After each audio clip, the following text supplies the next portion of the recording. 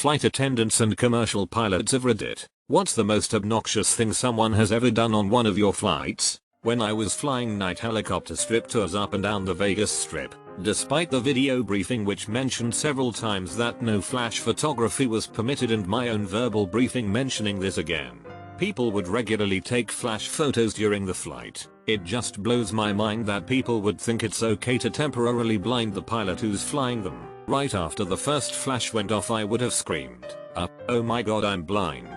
Then I would wildly shake the chopper.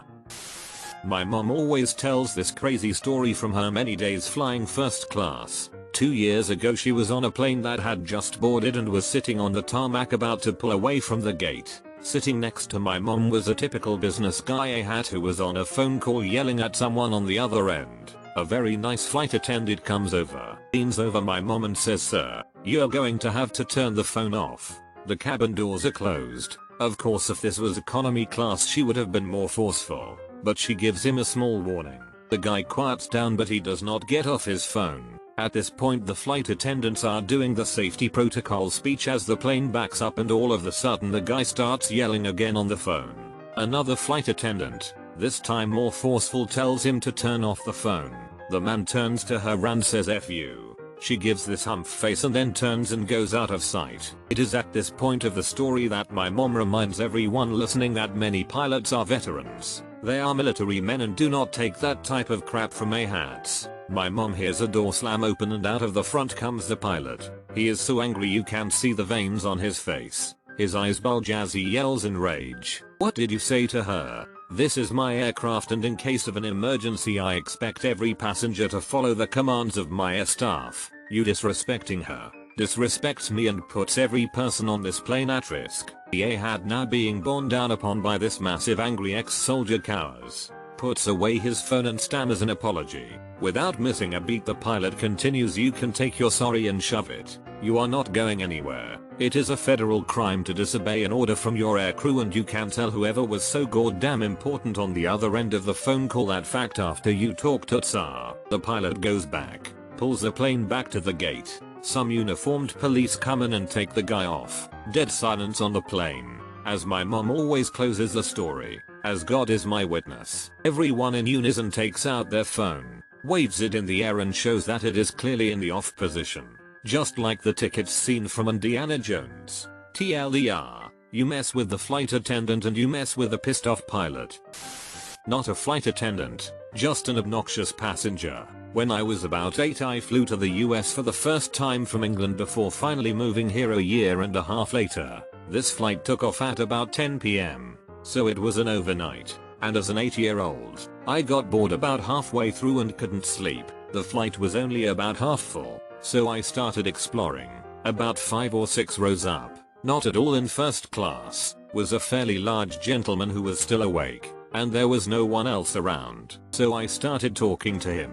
He was friendly, and told jokes, and had candy, and the flight attendant kept on bringing us drinks and peanuts long after they stopped even looking at everyone else, which was cool. They also kept on apologizing to him, and asking if he wanted them to make me leave him alone, which I thought was funny. Sometime later, I ended up falling asleep next to him, and he got me a blanket, and let me rest. When I woke up, my mother was apologizing profusely and was dragging me off him and ushering me to the back of the plane.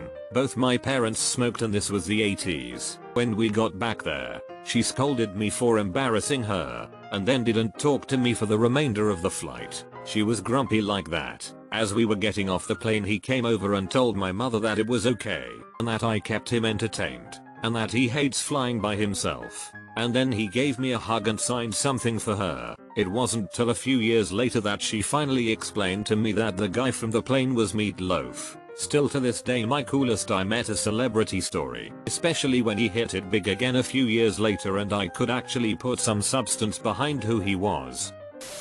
I was flying on standby once to visit a friend in Mississippi, leaving Des Moines.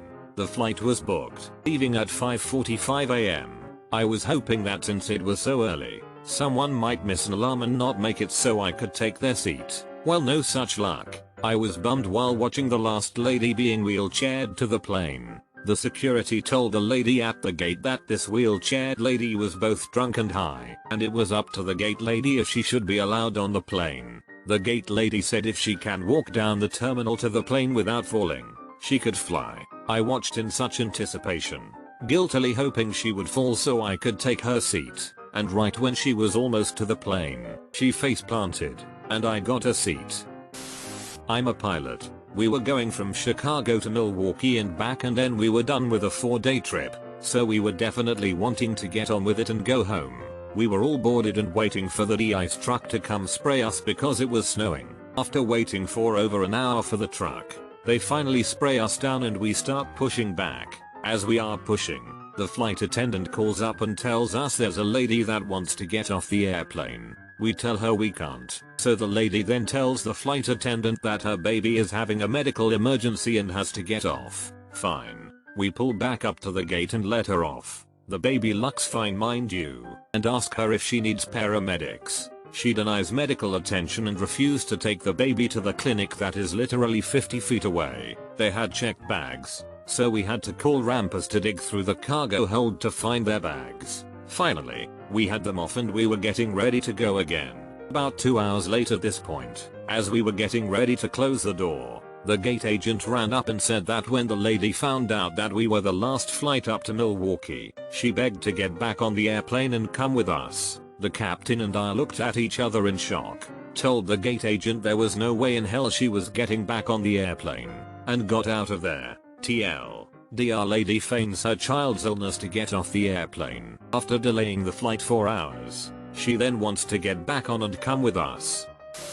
One of my best friends was a flight attendant for a few years, so I've heard some insane stories from her. My absolute favorite was when she had to wait on Nicki Minaj in first class on a flight. She said Nicki was pretty much the worst passenger she'd ever waited on. She was rude, demanding, and kept doing weird shit like order a vodka cranberry, and when the flight attendant would deliver it she'd take one sip, hand it back to her and ask for another. My friend told me that her whole posse kept doing this until they had gone through almost all the mini bottles. As a bartender, that story pissed me off to no end.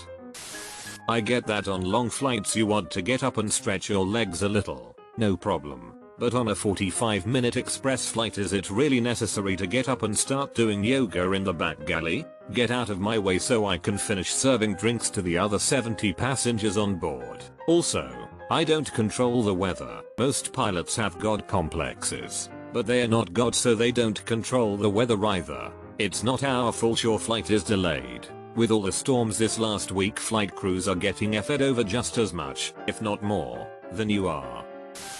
My father was a pilot and my mother was a flight attendant. I've always said my mom should write a book. In the 1960s, my mom's route was LA-NY and back, first class cabin, so it always had a famous person or two. Actors were always the worst for her. Most notable was being manhandled by Robert Goulet as he proceeded to tell the whole plane that he had sex with her. Didn't happen. After my mom asked Lucille Ball what she would like to drink, Lucille Ball replied, "I don't talk to servants." Johnny Carson was also an a-hole to flight attendants. He would put a sign on his seat which read, "Yes, I am him.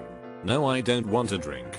My mom also said that musicians were always the most kind. Her favorites were Jim Morrison and the Mamas the Papas. She always said, if they seemed nice on TV they usually weren't. And those who had the worst reputations were usually the nicest. My dad didn't interact with passengers, so he didn't have any good stories. The only thing he talked about was ferrying football teams. Whenever he hauled John Madden's Raiders, they'd have to double up on flight meals because if a player played well, Madden would give that player 2 meals. I fly at least twice a week and it never ceases to amaze me how entitled and self-absorbed some people behave on planes. Anytime I see people take their frustration out on the flight attendants, I want to smack them and get them banned from all future flights. Nobody cares that you're so sick of airports and always getting delayed and had a nightmare getting through security. Sit down, shut up, and save your terrible flying stories for someone that has to pretend to be your friend. Had a woman freak out on a flight attendant because the cookies she was serving had cranberries in them. Apparently she was on blood thinners and couldn't eat them. We serve a number of other options. Some people just like to complain, I guess. As a pilot I try and avoid dealing with the cargo. I'm not a flight attendant or a pilot, but I'm tall as F, and when someone reclines their seat all the way I feel like reaching around said seat with my long arms to give them a nice big hug around their necks and not letting go. I used to work for an airline, which meant I got to fly for free as a standby passenger. This is called non-revenue passenger. So this one day I'm taking a flight to New York as a non-rev, and there is a girl from our airline who worked as a gate agent on there with a bunch of her friends. Non-revving is a delicate thing sometimes. There are a lot of rules that the airline makes you follow so you don't tarnish their image. I almost got denied entry once because I wasn't wearing dress shoes. These girls get boarded and immediately start acting stupid. It's warm in the plane, so clearly the APU hasn't been connected to allow the plane power to run the AC. As soon as the APU is connected and activated, the AC is turned on and something starts blowing out the vents. At this point the plane is fully boarded, but people are still putting shit in the overheads and stuff. What looks like steam or dust or mist or something starts coming out these vents, and one of the stupid girl's friends decides to shout, jokingly, "Fire! There's a fire on the plane," on a fully boarded flight. Needless to say, the flight attendants did not find this hilarious and they were all escorted off. Not an obnoxious passenger story, but a somewhat sad one. About a crying child. This was in the late 1970s. I was seated on a plane when a very young girl, maybe 5 at the most, was flying unaccompanied. She was escorted to her seat by her grandparents, who were loving and kissing her goodbye.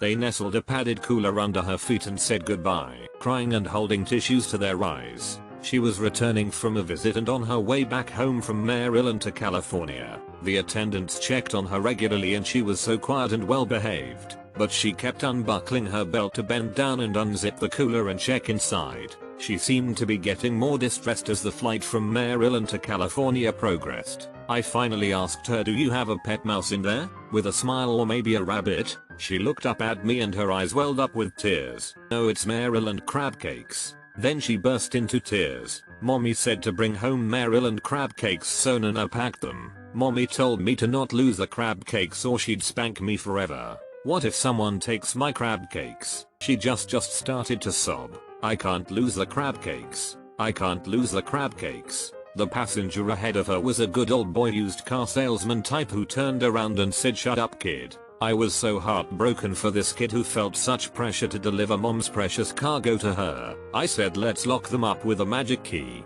We zipped up the cooler case. I made as if I was locking it. I put my invisible key inside her pocket. "There. No one can take your crab cakes. Now you can take a nap or eat if you like." She said, "Okay. You have to watch them for me also." I said, "You bet." Once we landed and she was escorted off the plane by the attendant. Her mother was waiting for her in the gate. She took the cooler from the girl and said, "Come on."